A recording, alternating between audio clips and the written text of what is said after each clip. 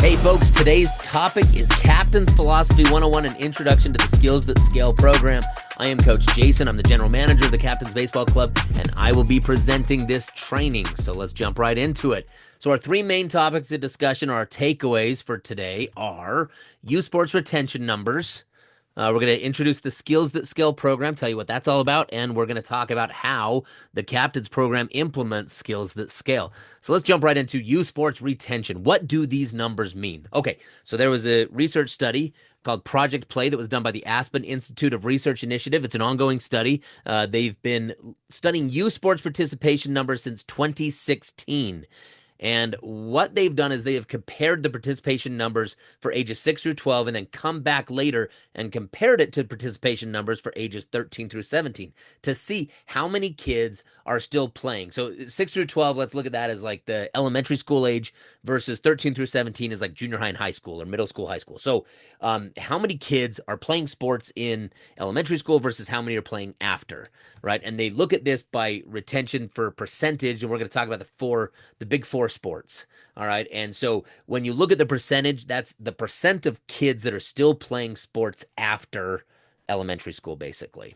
So let's look at it by sport. Number one, football. Football actually has the highest retention number. It's above 100%, which means that there are more kids playing football after elementary school than in elementary school, which is, I think, is actually pretty common considering I wasn't allowed to play football when I was a kid, so I didn't start playing until I was in 8th grade.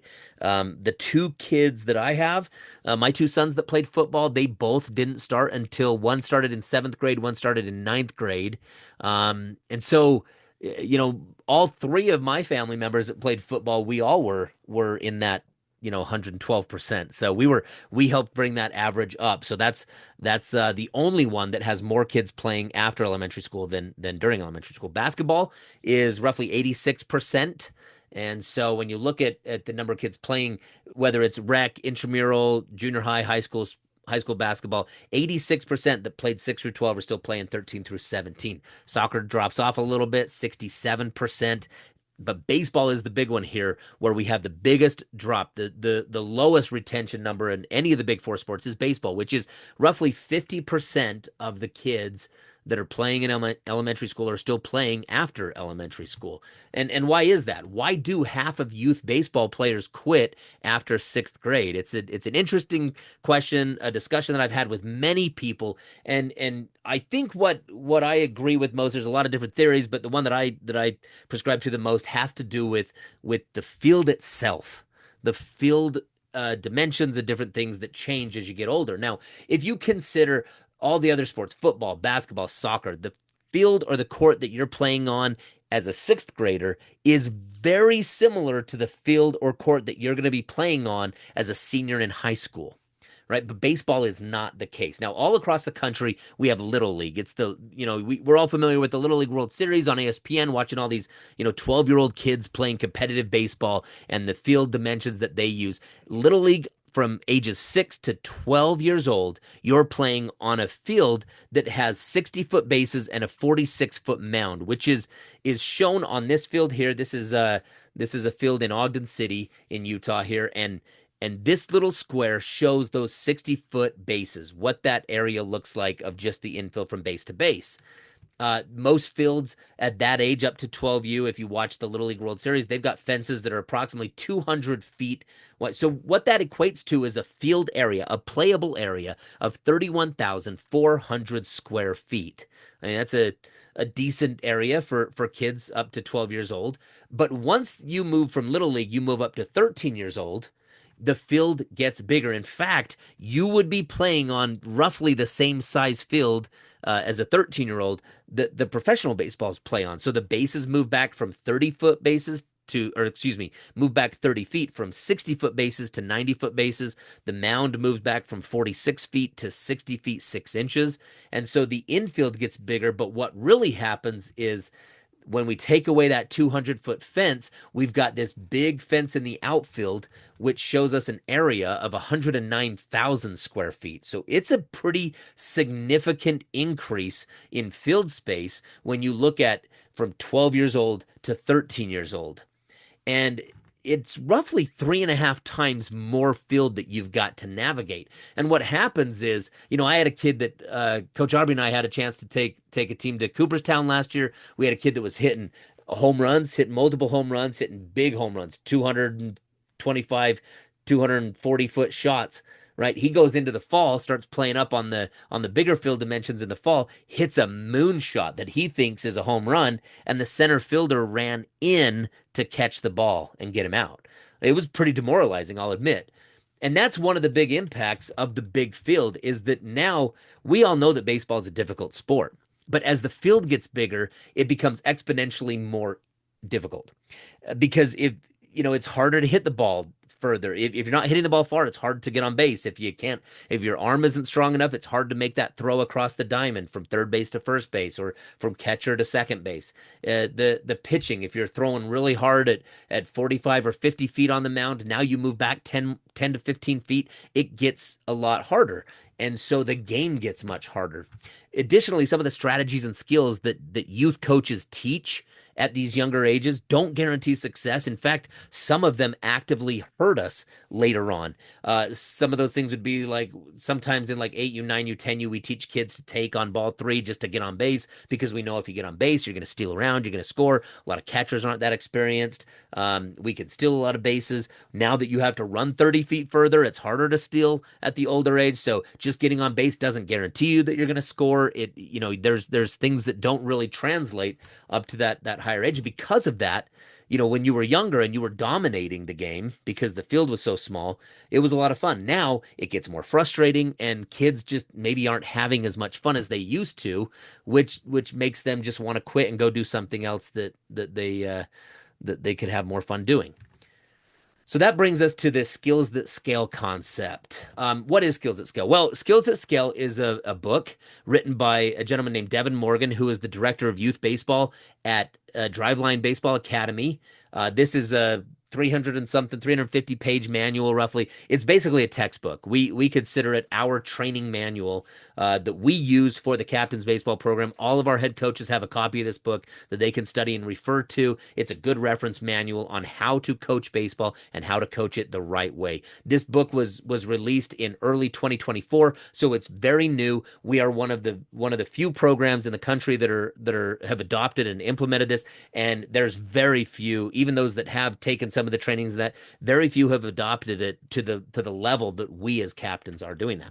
So the guiding principle of skills that scale is that we want to focus on the skills that will make players successful on the big field, mainly moving fast. All right, throwing faster, swing faster, run faster. Right? These are the things that will help you be better. If you can throw harder and throw faster, you're going to be successful at the older ages. If we could teach kids from the time they're young to swing faster and hit the ball harder, they're going to be more successful. If we could teach the kids to be more athletic, move quickly, and run faster, they are going to have a better chance at success later on than if not. So just a little bit about what Driveline Baseball Academy is and why this book is so important and where it comes from and what leads into it is this is a program that is based out of Seattle, Washington. They have their own facility up there. They work with youth players up to professional baseball players. In fact, there's a lot of professional baseball players that they've worked with that if you saw the list of players, you'd be pretty impressed with who they've worked with over the years to help them become their best players possible. They focus on advancing the game safely and effectively. They have access to the best data and training facilities like motion capture, sensors, radar guns, different things. They have a lot of high-tech equipment that they use, and because of that, they've got countless hours and bodies and some of the best leaders in the industry doing research and development on this so that they can come up with training programs and equipment that can help you get the most out of your baseball training. All right, so Skills at Scale, the manual provides recommendations for training modalities. It has drills for teaching fundamentals. There's programs for increasing speed, agility, and strength. There's throwing programs. There's hitting programs. There's so much in this book that is so valuable to what we do to help our players become their natural best. All right, so let's talk about how the captain's program implements Skills that Scale. So the first skill that we talked about was throwing fast. Driveline has some youth programs in Skills that Scale. They've got off-season velocity program using PlyoCare throwing balls. that we use in some of our older teams. We typically don't do that at the 6, 7, 8-year-old range if we've got young kids that want to play. These are more for like when you're 9 years old. We have one program that's 9 through 12, another program that's 13 through 15 that we use. I've got some of my junior high kids using that 13 through 15, and we're seeing pretty incredible and impressive improvements in how hard these kids are able to throw just by following this velocity program. They have recommendations for rest and recovery so that we're not overthrowing their arm. We're not putting too much strain on them. They also have recommendations for in-season throwing programs on ways that we can monitor workload so that we are making sure that we're focusing on arm care and that we're not putting too much strain and stress on these young arms, which would cause problems in the future. Driveline is the leading authority in youth baseball in pushing for workload monitoring to ensure that we can protect these young arms and we can play the game as safely as possible. We also use a lot of metrics-based training like radar guns to inform our decisions both at practice and in games to ensure that our kids are safe, healthy, and that our training is working and we are getting the results that we want. All right, the second skill that we talked, swing fast or hitting the ball hard, right? That is our main goal offensively is to swing fast, hit the ball hard. Skills at Scale has a lot of youth programs in there that they recommend. We do a lot of med ball training, even at the young age of kids. I don't think it's ever too early to get kids becoming more explosive, using some type of resistance to get their hips moving and their lower half engaged so that we can develop more strength and quickness in their lower half, which would then translate to a better, stronger swing. There are bat speed programs that we utilize in our practices using underload and overload bats, which an underload is a really lightweight bat that we can use to swing, get those fast twitch muscles moving quickly. An overload bat is a heavier bat than what they typically swing in a game, which helps them get their mechanics down. It also helps them get stronger. So by rotating between those two and following the Driveline program, it actually helps you increase your bat speed, which would increase exit velocity and bat speed. And mind you, I want to point out that the bats that we use are the Driveline bats. They have studied, I think they said 750 different bats and thousands of swings to optimize what size of bat, how they should balance it, how they should weight it to ensure that when using these heavier bats, these overload bats, we're not affecting the swings of these kids because we don't want to throw the baby out with the bathwater. We want to make sure that we are doing this safely and effectively. We also use a lot of metrics. My 11U team in the fall, everybody got blast motion sensors to put on the end of their bats. The blast motion sensors are great. It monitors their swing anytime they're practicing, whether it's at home or on the field at our practices. It monitors game swings. You can attach it to your bat. You can download the data after practice, and then all that data comes to me as a coach, and I can see different metrics like bat speed, connection points, attack angles, plane efficiency, a lot of different valuable metrics that I can look at to see if our training is working, to see if they're improving, and to see also inform my training on what we should be working on with each individual player. We also use radar guns to measure exit velocity. There's videos on blast motion that you can use to look at like launch angle and different things. So it's very cool. We're trying to use metrics as much as we can to inform our decisions as coaches. And the third skill that we taught, run fast. Now, I say run fast, but really what I mean is more developing athleticism, moving quickly, running fast, being athletic. And so there are youth programs also in the manual and in the book for that to incorporate recommendations on incorporating speed and agility drills into our practices. And we're really focused on long-term athletic development, or LTAD, right? I look at it as in the captain's program, we're not just building baseball players, we are building athletes, right? We want these kids to be athletic.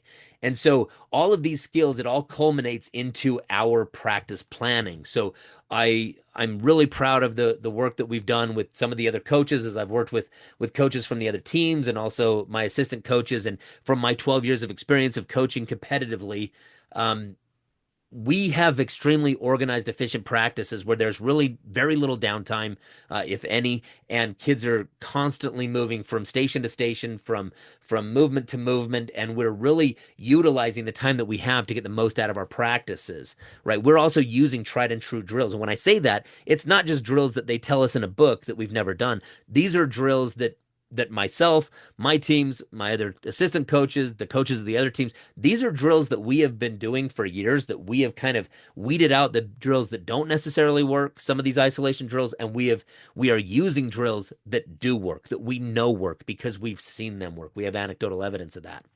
Another benefit of this is we can share these practice plans, and we could show teams that, hey, when we were this age, when we were playing 8U or 9U, these are the drills we like to do, and these are the things that worked. Or better yet, hey, if I could go back and start over, right, and I could do it again, if I was coaching an 8U team again, this is how I would do it. So sharing that information and ideas through the program really helps us be as efficient as possible from a very early age and right from the get-go. And I think the most important part of this in our practice planning is to gamify the process for young players. When I say young players, I'd say anybody younger than, say, high school. So anywhere from age 6 up through age 15, we really want to focus on gamifying it because kids love competition. Kids love games, right? They love playing games. And if you can gamify it and help them, develop that competitive edge and push themselves to be better and have fun doing it, sometimes they don't even know that they're training really heavy. Like, I've got some kids that are like, man, I'm sore today. And it's like, right, because we've been pushing you harder than you've ever been pushed before, which is good. We do it safely, we do it effectively, but we want them to be pushed. They don't even know that they're working out and they're working hard because we're making it so much fun. But that's part of the training process. So before we close, I do want to share a quote for you. Coach Aubrey and I had a chance this was summer of 2024.